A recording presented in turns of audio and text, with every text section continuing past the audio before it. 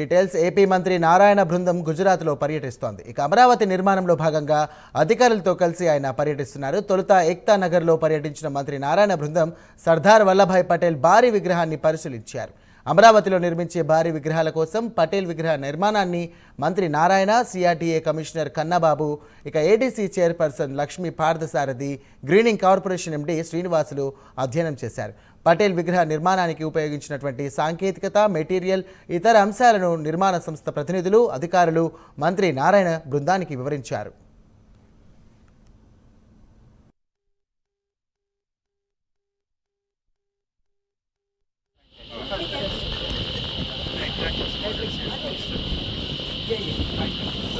And suction will start from this plant, from the building, and the suction will be done through the pipe network we have laid in the tunnel.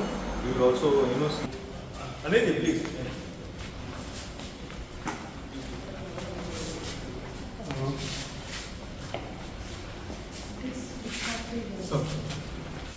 అనంతరం అహ్మదాబాద్ శివారులో gift సిటీని మంత్రి నారాయణ బృందం సందర్శించింది. ఇక గుజరాత్ రాష్ట్రంలోని international economic సిటీగా ఎస్ఈజెడ్లు పలు అంతర్జాతీయ జాతీయ కంపెనీలతో సుమారు 660 ఎకరాల్లో ఇక గిఫ్ట్ సిటీ ఉంది. ఈ గిఫ్ట్ సిటీలో మంత్రి నారాయణ బృందం పరిశీలించింది.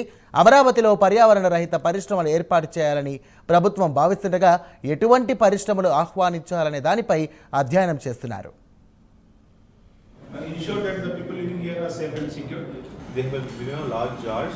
Once the jar is filled, they will get a sensor alert and suction will